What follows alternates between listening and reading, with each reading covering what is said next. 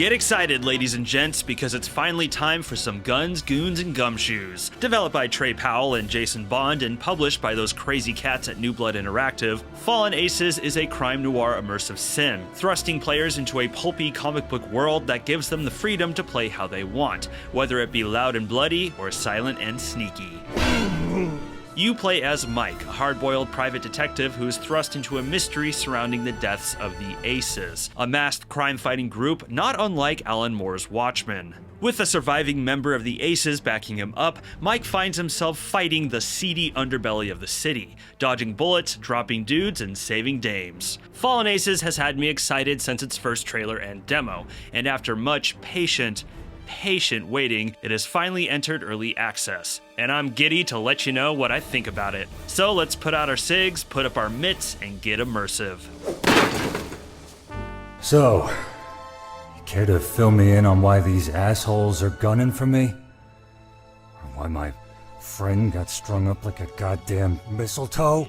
Before we get cracking, let's quickly go over the early access deets. Episode 1 of Fallen Aces, titled Heart of Glass, is comprised of 5 missions, all designed with non-linear gameplay in mind. The game features a host of melee and pew-pew weapons, razor blades, pipes, pool cues, shotguns, and handguns, to name a few, with a gang of grisly goons to use them on, each with varying attributes and difficulty. All for the current price of $12.99 American.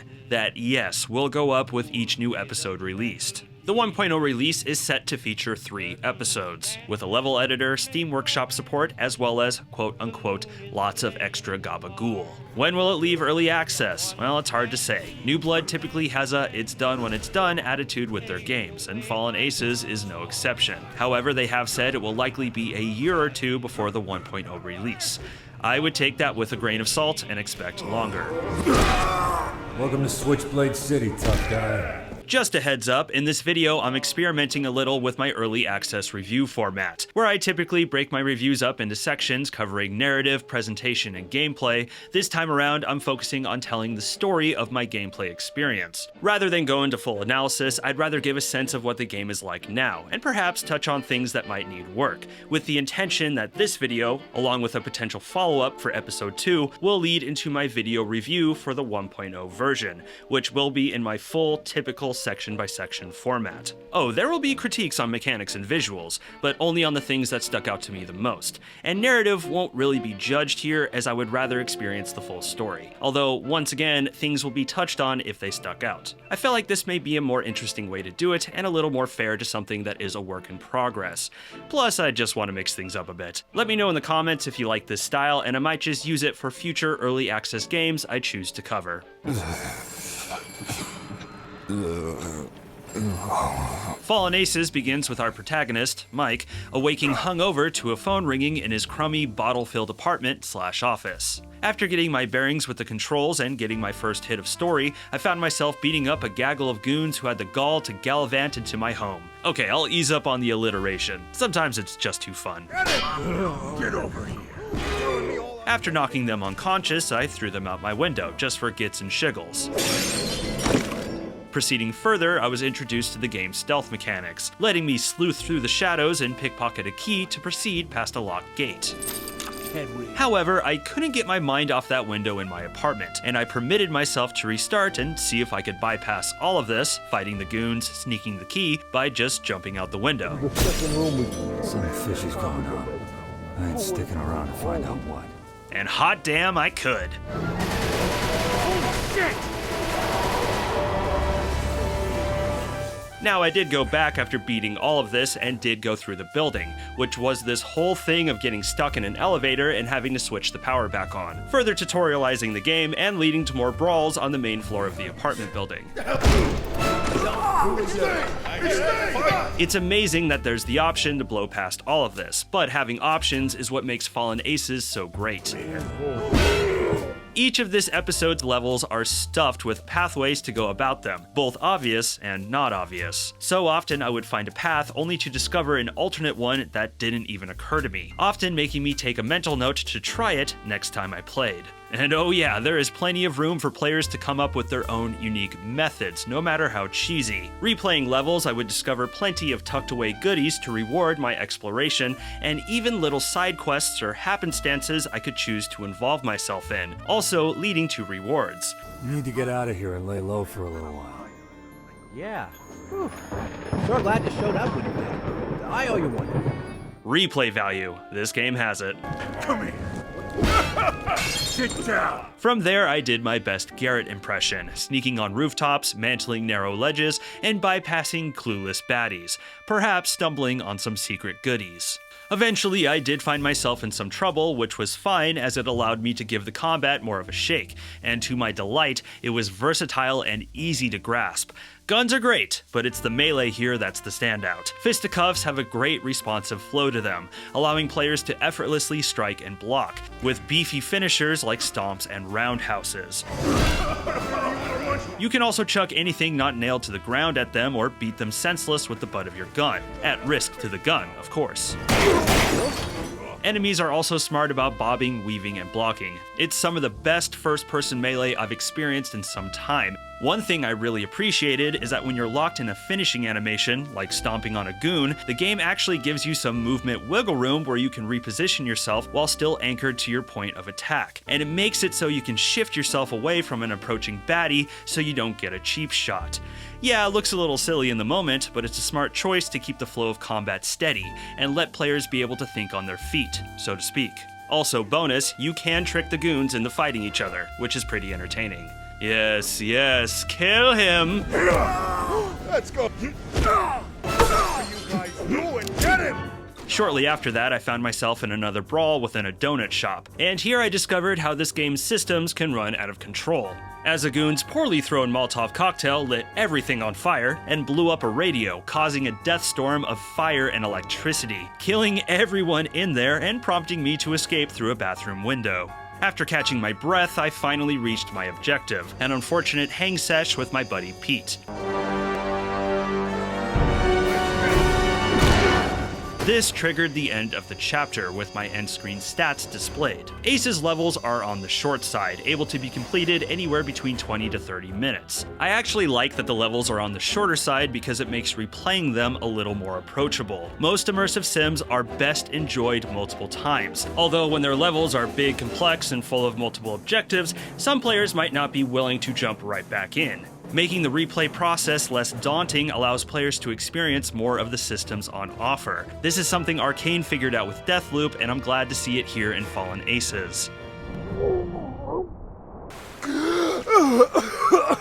Entering Chapter 2, my goal was to be as stealthy as possible and avoid combat as much as I could. Although there were some violent moments, especially after I found a nail gun. Huh? I'm gonna bury you. The goal was to get across a harbor to lower a drawbridge. It was a tricky one to stealth through. There was sparse shadow cover, goons everywhere, and even snipers. Although the harbor was huge and it was clear I had many avenues to get across it. At one point I thought I was being slick by jumping in the water and swimming across, only to discover it was shark infested and these black-eyed fishies were awfully hungry. The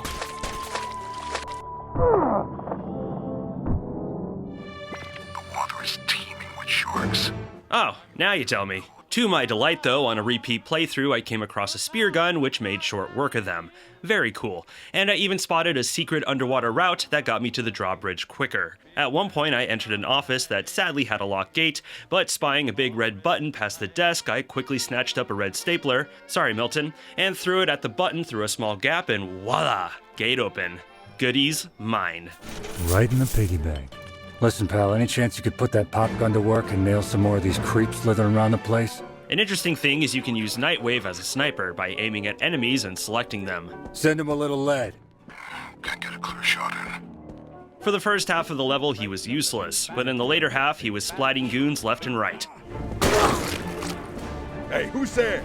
There wasn't any other level that had abilities such as this, but it does make me curious if future episodes will feature this system again, or will have other ones from other characters.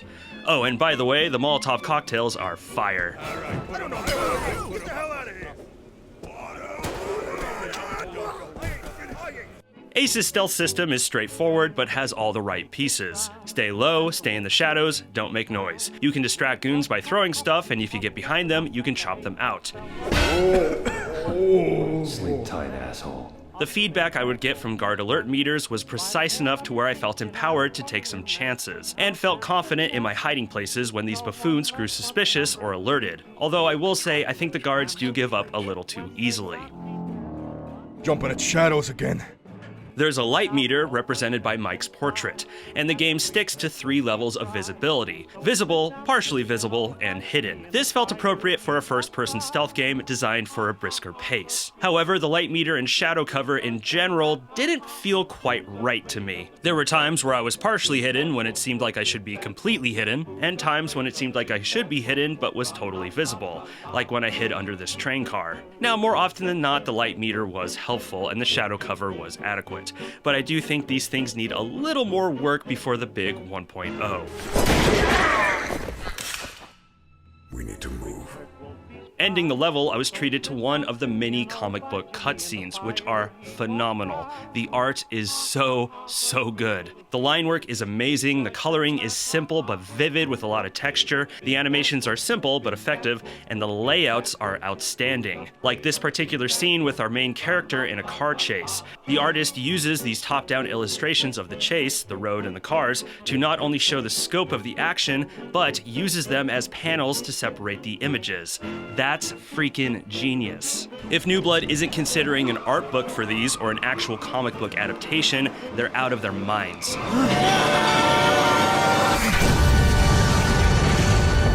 This is also a good time to touch on the overall graphics too. Visually, Fallen Aces looks like a pulpy 1940s comic come to life, but with the blocky aesthetics of a mid-90s shooter. A comic book within the build engine, you could say. Although for the record, it was made in Unity. I know some of you can get a little sassy with engine talk. So far, I think the visuals are effective and have a lot of personality. However, something that stuck out to me is that some of the levels are a little sparse on detail, with some of the rooms looking totally bare and stale, and I'm hoping as the game is updated, we get some more detail passes. Also, to be honest, I wasn't loving the art for your weapons and general actions. The line work is awfully jagged and squiggly, with some details that just looked messy, not to mention the bits of coloring popping out of the lines. When so much of the game's visuals are sleek, clean, and well painted, stuff like this really sticks out like a sore thumb, at least to me. And I don't think it would be a bad idea to clean these up, if possible, or even redo some of them altogether.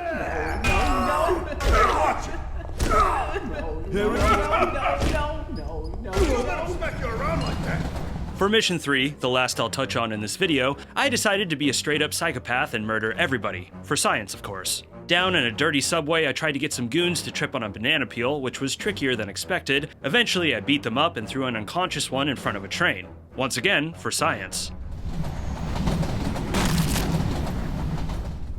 Oh God! Oh God, he's in pieces! Hey, Trey and Jason, you should let us pick up their heads. Exploring the subway, I accidentally attacked a civilian. I felt bad. It was awkward. No. No. Yeah, I'm just gonna go. And found a guitar, a beefy two-handed implement that made me feel like John Belushi.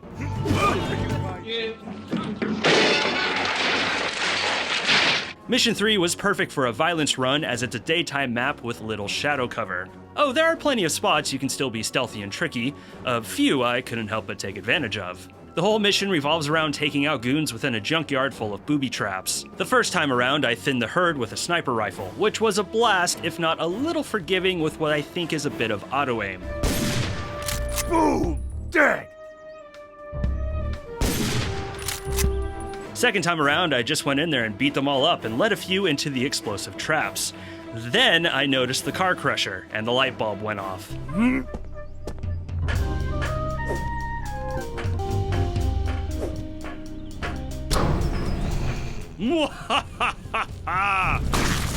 This is definitely one of those portions where there's a lot of possibilities in how you defeat the goons. I'm sure some players will figure out how to wipe them all out with just traps and ingenuity, especially since the end of the level is a Fallen Aces version of Horde mode, fending off a wave of goons with tripwire explosives and whatever you can get your hands on.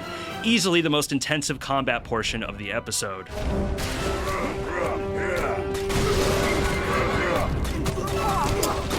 Tough now, are you?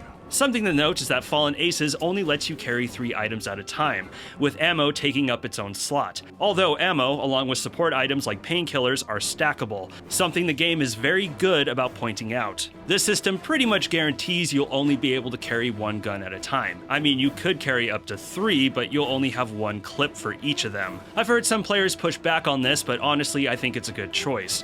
For one, most of the firearms in this game are very powerful, and letting players carry a big arsenal of them would kill the difficulty. And to be honest, Fallen Aces is not a very tough game, at least at the moment. I played all of this on hard, and it was a pretty soft hard. Rarely did I die, and most combat situations I was able to handle. I'll be more critical of this if the rest of the episodes are this easy, but for now, I'm gonna give the game the benefit of the doubt and say it's still easing players in. The other good thing about this too is that it pushes players to make tough choices and be a little more creative, as well as get them to replay the levels. You can't have all the tools, so you always have to be thinking about how you're gonna go about the level. Good stuff. All right, put him up. Who are you? You're gonna pay for that. Fallen Aces has burst through the early access gates, fully swinging and swinging true. This first episode is excellent, beautifully showing off the game's straightforward yet powerful systems that enable a lot of choice and creativity.